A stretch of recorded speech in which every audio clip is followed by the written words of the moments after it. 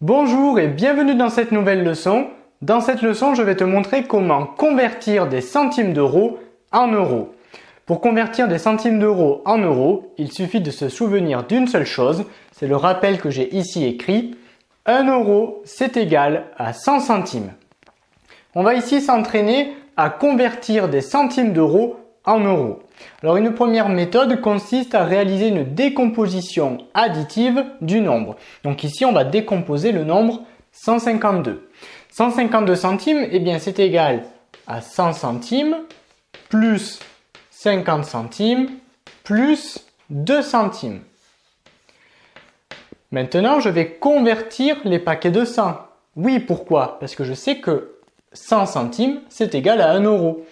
Lorsque j'ai un paquet de 100 centimes, eh bien je peux le convertir en 1 euro. Si j'ai deux paquets de 100, c'est-à-dire 200 centimes, eh bien cela nous donne 2 euros, 3 paquets de 100, 3 euros, etc. Ici, dans ma décomposition additive, j'ai un paquet de 100. Un paquet de 100, je sais que c'est égal à 1 euro, donc j'écris ici 1 euro, je convertis les 100 centimes, c'est-à-dire le paquet de 100, je le convertis en 1 euro. Et qu'est-ce qu'il me reste? Eh bien, il me reste 50 centimes plus 2 centimes, c'est égal à 52 centimes. Donc finalement, 152 centimes, eh bien, c'est égal à 1 euro et 52 centimes. Mais cette technique fonctionne, mais elle est un peu longue au bout d'un moment. Finalement, ce qui nous intéresse pour convertir des centimes en euros, ce qui nous intéresse, c'est de savoir quel est le nombre de paquets de 100 qu'il y a. Et comme ça, je peux ensuite les convertir. Comme je disais tout à l'heure, si j'ai un paquet de 100, eh bien j'ai 1 euro. Si j'ai deux paquets de 100, 2 euros, etc. Si je reviens sur le nombre 152 centimes, eh bien pour savoir quel est le nombre de paquets de 100, finalement je vais chercher quel est le nombre de centaines. Non, le nombre 152. Pour chercher le nombre de centaines, je repère le chiffre de centaines et je regarde tout ce qu'il y a avant. Avant, ici, il n'y a rien. Donc ici, le nombre de centaines, c'est 1.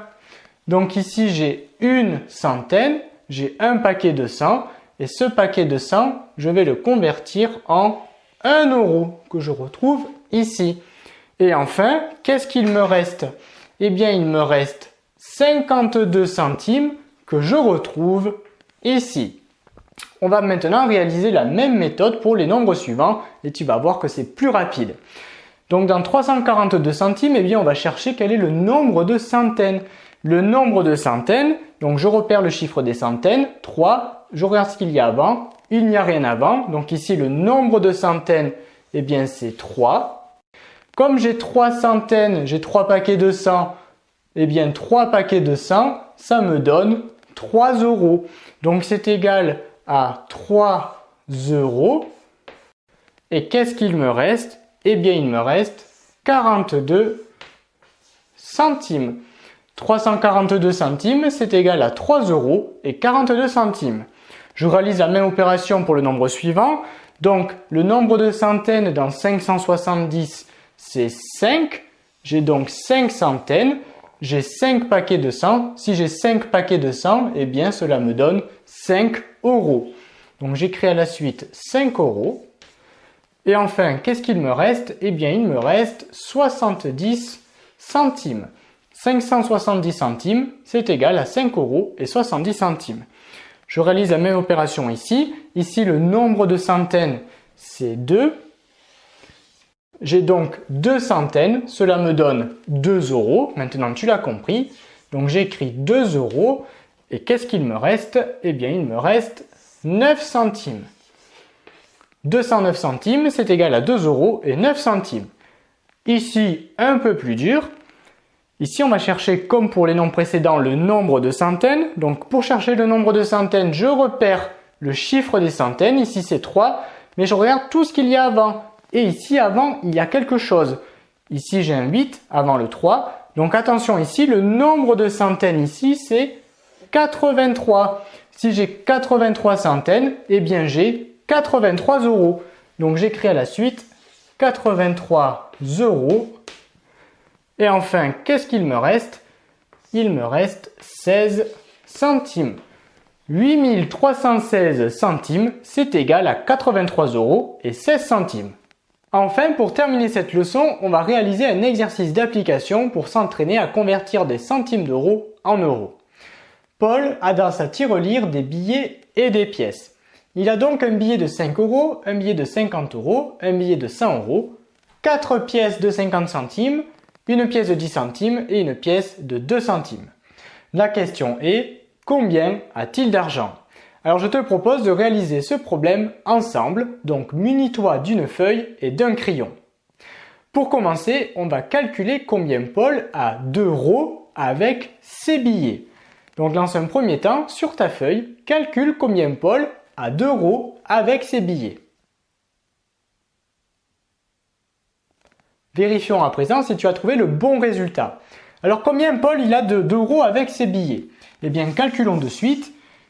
5 € plus 50, 55. 55 plus 100, 155 €. Paul il a donc 155 € avec ses billets. Calculons à présent combien Paul a de centimes d'euros avec ses pièces. Donc comme pour tout à l'heure, munis-toi d'une feuille et de ton crayon et calcule combien Paul a de centimes d'euros avec ses pièces. Vérifions à présent si tu as trouvé le bon résultat. Combien Paul a-t-il de centimes d'euros avec ses pièces? 50 plus 50, 100. 100 plus 50, 150. 150 plus 50, 200. 200 plus 10, 210. Et enfin, 210 plus 2, 212. Donc Paul, il a 212 centimes avec ses pièces. Mais maintenant, on ne peut toujours pas répondre à la question parce qu'il faut convertir les 212 centimes en euros comme on l'a fait ici. Pour convertir 212 centimes en euros, on va donc chercher quel est le nombre de centaines qu'il y a dans 212. Dans 212, il y a 2 centaines. 2 centaines, je sais que cela me donne 2 €. Donc j'écris égal 2 €. Et qu'est-ce qu'il me reste? Eh bien, il me reste 12 centimes. Donc 212 centimes, eh bien c'est égal à 2 € et 12 centimes. Et maintenant, je peux répondre à la question. Combien Paul a-t-il d'argent?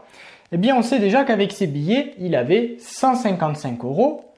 Et on sait aussi qu'avec ces 212 centimes, eh bien, dans ces 212 centimes, il y a aussi 2 €. Donc en tout, combien cela fait-il d'euros? Eh bien, en tout, on a 155 € plus 2 €, c'est-à-dire 157 €. Donc il a 157 € et on n'oublie pas ce qu'il nous reste ici, c'est-à-dire les 12 centimes.